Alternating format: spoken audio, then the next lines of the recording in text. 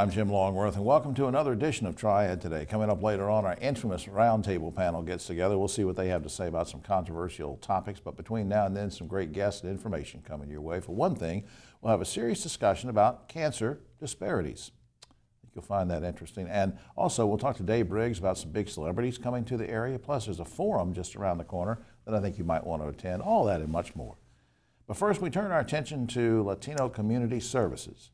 And it just so happens that the guest, the lovely lady that we have with us, represents an organization that's called Latino Community Services. Next to me, Odette Sanchez is Executive Director of Latino Community Services, and we welcome you as a first-time visitor to Triad Today. How you doing? Thank you. Doing well, thank you. Thank you for having me here. Let me understand something. Now, give me just a little plug for what Latino Community Services is. What do you do? What's your mission? We are a non-for-profit organization, non-faith-based, that basically partners in the community to help equip Latino children and their families basically to fulfill their educational and economic potential and hope to be able to have a better future for them. Now, what challenges is your organization addressing for the Latino community specifically? What kind of challenges do you think are out there? Well, throughout the years, the organization, the staff in the organization realized that there is a tremendous, the families are having tremendous language barriers and also a lot of poverty in the community. And so this basically enables the families to be able to participate in the community. And I guess let's talk about some specific ways. How do I want to ask this? Now, we know that you've done so much. I know I've read about you and it's the great work that you're doing. You're having a lot of success with helping kids and families. Now, but how do you do that? Is there an example you can give me of maybe A, what kind of things you do, maybe reading programs or whatever. B, is there a particular success story you might want to mention? Maybe no names, but just example. But help me understand. Absolutely. What we do, some of the programs that we do and we take passion is basically equipping the young children to get them ready through preschool and pre-K, get them ready for kindergarten. So we help them to give them the tools to be able to be successful. And many of the students that have gone through our preschool and pre-K classes have begun kindergarten reading. Wow. Which is basically a victory. It's a success for us. So you're getting good feedback from the families? We do. We do. They're very, very gracious. They're grateful for the work that we're doing. And so one of the things that they do is they pass the word within the community. Oh, yeah. That children that are not able to get immediately into pre-K in school in the program, they can start in our programs. Now, how can viewers and listeners of the show today, how can they get in touch with Latino Community Service? How can they help? How can they get involved? Well, they can actually go into our website. It's elbuenpastorlcs.org, and our phone number is 336-924-0401. Okay. They can call us. They could go into the website if they want to be able to volunteer, if they want to be able to be an agent for the impact in the work that we're doing in the community, or if they wanted to donate for our programs also as well. Now, I also want to put something else up on screen, and it's for the KB Reynolds Charitable Trust. And as we're putting this up on screen, kbr.org, just a quick shout out for what KB Reynolds Charitable Trust means for you and your organization. Oh, goodness. Words cannot describe how grateful we are, and we value the partnership with KB Reynolds Charitable Trust. They have been a defender of our work and a defender of our cause. They have supported us years after years. And we will not be able to be here if it wasn't for their support and the support of the community, especially the KB Reynolds family. Well, I just think that's great. My wife still supports me, but I think that's a whole different, that's another segment. We'll have to do that. Hey, thanks for being a first-time visitor here. And thank you again. Seriously so much for what you do in the community. Thank you. I really appreciate that. Thank you very much. I tell you what, if we have enough time, Brian, I want to put one more plug up for the website, elbuenpastorlcs.org. Is it okay if I do that, Brian? Keep going. 924-0401. It's important that you check out this website for lots of reasons. A, if you need some help and assistance and want to check that out, and B, if you want to help out, maybe volunteer. And there you go. Our thanks to Odette Sanchez and all the great work she does. We will be right back after this. Now, Triad Today. Last month, if you were tuned in, and shame on you if you weren't, David Mounts from Inmar was telling us about the big analytics forum that's coming up at the end of March. Now we want to give you some reminders, and David's back right now. David Mounts, Chairman and CEO of Inmar. Welcome back, sir. Thanks, Jim. This is a huge event. Now this, just remind us what it is and where it'll take place and who you're partnering with. So Inmar Analytics Forum is done in conjunction with Wake Forest. It's going to happen March 25th through the 27th, right here in Winston-Salem. So for those people that are local, there couldn't be a better, easier chance to participate. What we're trying to do is to create an ongoing learning culture for folks. The fact of change and digital transformation impacting all of us and moving so fast means we have to be continuously learning. And the Analytics Forum is a place for people to come together and to keep up and to work with some of the brightest minds in the industry to see what are they doing in this transformational era and how do they keep up with it and what ideas can they share. Later on, we'll give a website so people can see about some of the great speakers that are coming in. But let me just ask you this. People might think about this and say, wait a minute, is this just for like CEOs and CFOs of large industries, or can I come, or what? It's for anybody who wants to solve problems, to engage their consumers or run their business better and wants to use analytics to do that. And that's a big part of the opportunity, is to network with other people that are there. There's also some really fun events that go with that. We have a big event at Ramcat, so if you want to come out, listen to some good music, and also extend your network, it's a great opportunity to do that. Yeah, didn't I get an email from you that said something about we're having an 80s theme? We are. What is David thinking? He's always forward thinking. Why is he thinking back? What is this? Inmar was formed in 1980. The 80s was a pretty transformative time where we got a glimpse of many of the technologies that have impacted us today. You know, the first cell phones, Nintendo games, other technologies emerged at that time. We're going to spend some time and we're going to reflect on those and what they've learned, and then talk about how those will relate to today. You also said something to me off camera, and this was some time ago, so correct me if I'm wrong. There's going to be consumer panel and some student presentations. Now tell me about those two. Yeah, things. we've got some great panels. We're going to have consumer and patient panels, and we're going to be talking to them about how technology is impacting them and asking and gaining their insights around how we should be engaging them, and I think that's going to be very valuable. On top of that, we've got a youth panel of North Carolina youth in conjunction with Gen Youth, which is going to be, we're going to be hearing from students on what technologies they'd like to see put in place for them to live healthier lifestyles. Imagine if we could start a whole generation off with a better, healthier lifestyle, and that continued through their entire lives. And so they're going to be talking about that in the tech and what they'd like to see in the technology. And then we have a case competition where we're going to have the best and brightest students from many of the top universities, including Wake Forest, competing on a case, presenting their solution to that case, and we're going to judge and rank those. Wow, and that'll be some fierce competition too. It will be. There are all the very top schools are involved, and let me tell you, the students in these schools, they're very, very sharp. You have some top speakers coming to this too. We don't have to name everybody, and we would run out of time before we do that. People can go to the website. We're going to give them in just a second, but give me an example. Didn't you tell me somebody from Google? Yeah, Andre Morey is going to be there. He's the principal analytical lead for Google, so obviously, that's a big job. We're going to have retail futurist Doug Stevens as well presenting. Jeff Ramsey, who's the chairman and founder of eMarketer, will be there, and Jeff Fromm, who's the president of FutureCast, along with many of the faculty and many other really talented speakers from around the industry and around Wake Forest. Now, do I have to pay in advance to this, or do I pay at the door? How's that going to work? Well, you just go right to inmarforum.com. You can register. There's an early bird special if you get in within a certain time frame. But I will tell you, this is not. This is a learning and education, so it's a very low-cost event. It's within the budget of everyone. And both that covers the event as well as some of the entertainment. Now, once I get in there, can I pick and choose what I want to go to or listen to, or are there certain requirements? That's the great thing about the forum. There are many sessions. You can choose the ones that you find most interesting. This is about education, sharing knowledge, and helping to create a learning culture within the business community that is interested in analytics, and then right here in Winston-Salem. And again, for everybody, not just top CEOs and chairmen like you of large industries, but everybody. Quickly, www.nmarforum.com. Please check that out, get registered, and go to the forum. Thank you, David Mouse. Thank you, Jim. All right. Take care. We'll be right back after this. Over the past 16 years of doing this particular show, I bet we've had, scores and scores of discussions about cancer prevention, early detection. I don't think we've ever had a discussion about cancer disparities really in depth, and so we're calling on an expert in that field, and she's seated next to me right now. First-time visitor to the show, Carla Strom is Health Equity Program Manager for Comprehensive Cancer Center, Wake Forest Baptist Medical Center. How you doing? Hi. Welcome. Thank you. Well, help me understand, just so everybody understands, when you said cancer health equity, what does that mean, and what's the mission of your office?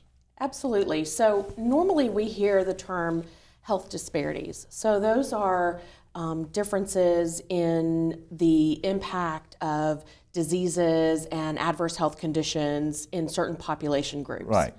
And so in putting together our office, which is one of the only in the region, we were very intentional in choosing the words health equity. So cancer health equity is about focusing on what does it take so that we have equitable health care rather than focusing on what's wrong, which are the disparities. Right. Now, let's go with that for just a second. What kind of cancer disparities do we see in our community, and what populations are more affected? Because I know when we've talked to other topics, health topics, they'll say, well, this is more prominent among blacks and whites, or men over women, or young people over adults. What are the populations we're talking about, or what kind of cancer disparities? Sure. So our office, the Office of Cancer Health Equity, is here to make sure that everyone has an equal chance of surviving cancer and of surviving it well.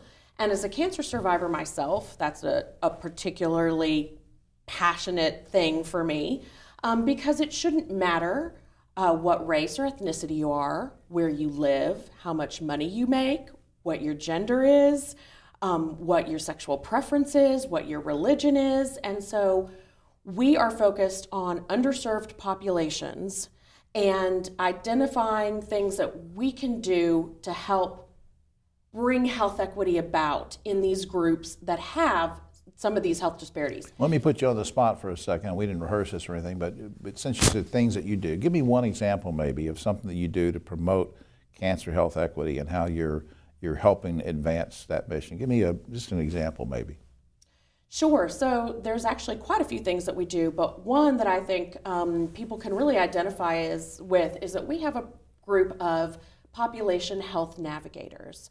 So these are individuals who work in the cancer center and out in the community with a particular group of patients and community that have some of these disparities that we've been talking about. A lot of times they have increased barriers to accessing care. They may have disproportionate incidents, or they may have more types of cancer or more cases of a cancer. They might have higher mortality rates or be more likely to die from certain types of cancer. Maybe more of it's been in their family than in others.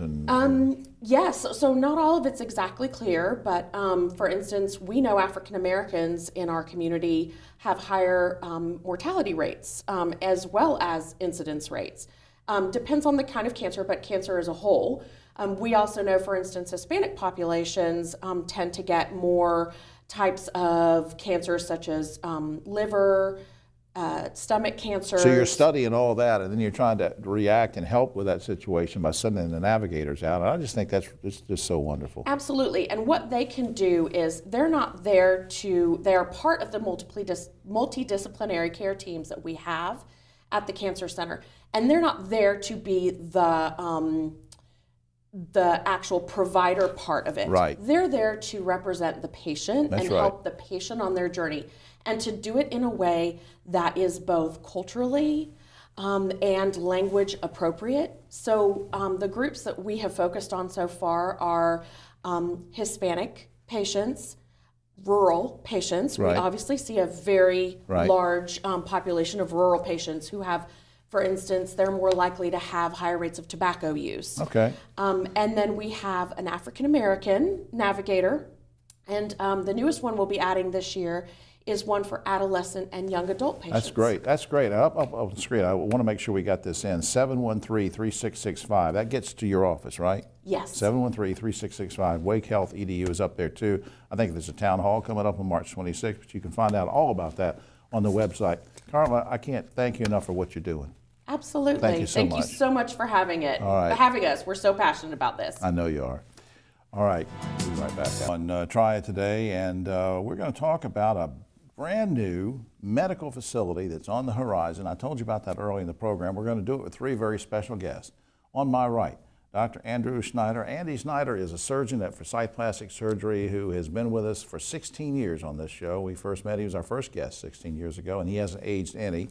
And next to him, Kinsley Nix, who is aesthetic manager at the practice, and then our good buddy, Dr. Gil Kingman, surgeon at Forsyth Plastic Surgery. Welcome all. Good to see you. Good to see you, Jim. When I drive by your office, Andy, it seems like there's some construction going on, and I don't want to just go up and put my nose on the windows. Hey, what's going on? So you tell me what's going on. Well, we are very excited because we are in the middle of a construction project right now. If you drive by our office on Maplewood Avenue, you'll see a mud pit with cement blocks rising out of it right now.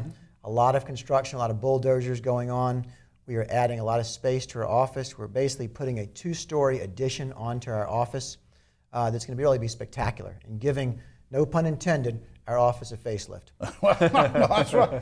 That's right. Now, Kinsley, what is this going to be called? I mean, is it just an extension of Forsyth Plastic Surgery, or does it have a new name? Well, Jim, you're going to love this. That's a great question. We have never released this to the media yet, so Wow. you hear it first here. Okay, you ready for it? Yeah, go ahead. Okay, it's going to be called the Vista at Forsyth Plastic Surgery. I like that, and I think we have a logo that'll be showing up on screen. That's pretty cool. Now, what is the Vista gonna what is it gonna offer that maybe you haven't offered before, or you offer more of, or what is it gonna do? It's going to offer several things that we already do, and probably some new exciting things that we're not going to release yet. So you have to stay in tune for that. Right. Okay. Now, Andy, who will be working at the Vista? Will it be extra staff or same staff, or what's going to go on? Well, it's going to be mostly our same staff, but we are going to be adding some new people. The doctors and the nurses will be working there. The idea is that this is going to be a place just for aesthetics. So when a patient wants to come and have a very special experience, whether they're coming in for an injection like Botox, or they're coming in for a procedure like cool sculpting, or a mirror dry, or a laser procedure, it's just going to be a very special, dedicated facility just for them. It's going to really be, I think, very unusual and very nice. Yeah, let me put you on the spot just a second, because I want to be clear about this, because you'll do so many great surgeries and help so many people with things, corrective surgery, breast reconstruction, all sorts of things, and have your own, operating rooms and everything. Now, I assume all this is going to happen and continue to happen, and then this new complex, you just go in a different door and you can get these services, but you still have the backup of having surgeons there. Give me sort of a feel of how it's all going to work. Well, actually, this new space will allow us to expand our current space. So we'll have more room for those reconstructive procedures and that kind of care as well. But the Vista, which is going to offer a beautiful view, that's kind of where the name comes from. Right. Outside and inside, really. People will come there to try and get their beautiful view through Forsyth Plastic Surgery. And that would be sort of under the category of non-invasives, as opposed to something where you've got to do some. Correct. There's so much technology now, like Kinsley said, that we currently have, and then that we'll be investing in new technology, but getting rid of fat, tightening skin, shaping, those kinds of things. Right. That'll be really nice to offer in that aesthetic center. Andy, let me put you on the spot with this too. When is the facility, the Vista part of everything, when is that going to open and everything's ready to go? Well, we're on schedule to have this finished around mid-September. So we do have a fair amount of time to go through the summer, a lot of construction going on. We are hoping to do the ribbon cutting sometime in the middle of September and really be fully operational by then. And I think what you're going to see is a facility unlike any other in the Triad, a facility this size, dedicated to aesthetics, managed by board-certified plastic surgeons. I think it's going to be very, very unique in the Triad and really be something special for this city. Yeah, because Kinsley, there's a lot of spas out there. There are medical facilities or different things, but this seems to be putting everything under one roof with some great surgeons, a great team, very well supported, right? Absolutely. And with the support of the plastic surgeons, the doctors, it's going to be the best place to be at. I just think it's great. Yeah. Well, I appreciate what you're doing. I think it looks great already. I've seen the artist renderings, which I think we showed earlier too on screen while we were talking. Speaking of that, let's go to something I want people to know about, and that's the website, www.forsythplasticsurgery.com, and I will repeat it for the WSJS radio listening audience, forsythplasticsurgery.com. That'll give you all sorts of information about the types of procedures and services that go on there. The phone number is 765-8620. But again, please go on that site and visit it and learn all about the practice. And then when it comes time for the Vista to open, I'm sure you guys will be back, and we'll, instead of having a rendering, we'll have some video of the actual building, right? Well, you could broadcast live from the Vista. That's right. That's right. On location. Yeah, exactly. That's right. Hey, thanks for doing this, and congratulations. Thanks for having us. Thank All you. right. Thanks, Jim. We'll be right back after this. Now on Triad Today, and before we get to the roundtable, just a quick plug for Yes Weekly. Hope you'll pick it up. I got a column in there about the proposed casino in Danville, where they want to gamble. And speaking of that, three people here, it's always a gamble what's going to come out of their mouths. On my right, but always the political left, Ogie Overman, the great broadcaster journalist. Next to him is the lovely, talented author, public speaker, broadcaster Carol Andrews. And next to her is B.J. Barnes, former sheriff of Guilford County, who, by the way, once arrested Ogie because his tie was too loud. Public nuisance. Yeah, public nuisance. Oh, but speaking of Ogie, before we get going, you have a quick announcement. Yes, thank you, Jim. We're having a group sing-along Sunday at the Carolina Theater from 2 to 5. It's 2 to called 5. This Community Sings. We're inviting everybody to come out and sing 3 songs with us. Joy to the World by Three Dog Night, We Are the World by USA for Africa, Cool. and Bohemian Rhapsody by Queen. It's going to be a great time. Very Come good. out and join us. So if you're watching Sunday morning, you still got time to get out there. All right, let's get to the first topic. Wake Forest University has already had to apologize for racist photos in old yearbooks. Now, the university is in hot water again because the 1982 yearbook shows their current dean of admissions standing in front of a giant Confederate flag when she was there in college. Wake students want her fired. Do you agree, Ogie? You know, I need some context, Jim. That's almost too much. That could be anything. There's pictures of me standing in front of a Confederate flag. We're going a little too Gotta far. be careful. Got to be careful. Carol? Yeah, I don't think she should be fired. I think that you can use any situation as a learning tool, but not necessarily take someone's livelihood for what they did in 1982. I think all of us would be in trouble if they did that. BJ? Again, we're going to the absurd. Well, why? Let's quit worrying about stuff like this. Let's worry about stuff that's happening now. Okay. Now, of course, some of the students charge that, how do you know what's in somebody's heart? And you don't. And if she's directing admissions to let people in, how do you know it's not affecting what she believes? But anyway, that's just something to think about. Okay, some of the 2020 Democratic presidential candidates are calling for Election Day to be designated as a federal holiday. You think we should have an Election Day holiday? Okay. I do. I've been saying it for years. Absolutely. I love it. You like that idea? I love Carol? the idea. I don't. The people that are going to vote are going to vote. The people that aren't going to vote, even if it's a holiday, it's not going to change their mind. So, BJ, you think people just take the day off? I'm going to shock my friend Ogie. Yes, I have no problem with it being Election Day holiday if, number one, on that election day, if you do not show up, then you don't get paid. Number two, we do away with these early voting sites, which are costing a bunch of money and a bunch of time for everybody. You come to vote on Election Day, or you don't vote, or you vote by absentee. But you still have people jumbled up on Election Day if that was the only day you could vote. Wouldn't Not you? if you take Don't all take those my early elections away. Not if you take all those resources that you had used during early voting. All right, the Southern Poverty Law. I was going to say something about Bernie Sanders. Let's just get a quick yes or no, up or down on this. He's now in the race, raising lots of money. Can he even get the nomination, and could he beat Trump quickly, Ogie? He's just coming off the works. The Democrats are not going to get behind a guy who's not a member of the Democratic Party. Carol? There's a lot of people in that party running for president right now. BJ? Yes, we need some comedy. You want him to get in there. All right. The Southern Poverty Law Center reports that there are more hate groups in America now than ever before. I looked at the numbers. I think it's 1,100 and some. And the center attributes that rise in hate groups to Donald Trump's anti-immigrant rhetoric. Guys and gals, do a president's words matter, and is Trump to blame for the rise in hate groups? Ogie? They do matter. I think you could make a case that some of the hateful things he has said has given tacit approval to people for their inner demons to come out and say, okay, if the president says there's good people on both sides in a Nazi Like Klan in march. Charlottesville, yeah. Carol? I think the president's words matter. I do not think he is totally to blame. I think the media has to take equal blame for the stories we choose to BJ. show. This group should be named as a hate group. Basically, from some of the stuff they're putting out and to put on and off there, it's amazing. There's supposedly 40 in North Carolina, and it's ridiculous, some of the folks that they're naming. A minor league baseball team in Hartford, Connecticut has stopped selling peanuts, Cracker Jacks, anything that contains peanuts. They say they want kids with peanut allergies to be able to come to the ballpark. Sounds good, but are you okay with banning a particular food from an outdoor venue because a few people have allergies? Ogie? You know, I've been a baseball fan my whole life, and I've never heard of that. That's just, I'm sorry, but they know, parents know that if the kid has a peanut allergy, they don't have to eat peanuts. Carol?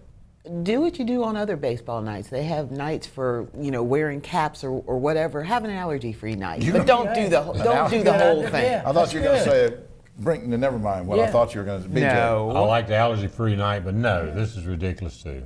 There are some commissioners, Mecklenburg County Commissioners, Charlotte City Council, they go on these retreats. They spent $25,000, one of them did, in Grandover for a 3-day deal. Another one spent $38,000 in Raleigh. Are you okay very quickly with taxpayer elected officials going off on retreats out of town? Ogie? You know, I don't have a big problem with that. That's not a whole great deal of money. I think that you are entitled to get among your peers away from the media for it. You know, Yeah. believe it or not. You all right with that? I think they need to get out of the mix and try to solve some things away from the BJ? Retreats, the purpose of it is to solve problems, hopefully, and they'll do that, and they can get away from the media or the other things in their own area. It's a positive thing. All right, finally, the BBC reports that breakdancing is being proposed as an Olympic sport. Guys and gals, have you ever breakdanced, and should it be an Olympic sport? Ogie? Well, my breakdancing days are long over, and I just, in a way, you know, it probably will be. I can almost see it, but there's a lot of junk sports that are already in the Olympics. Carol, what do you think? I'm just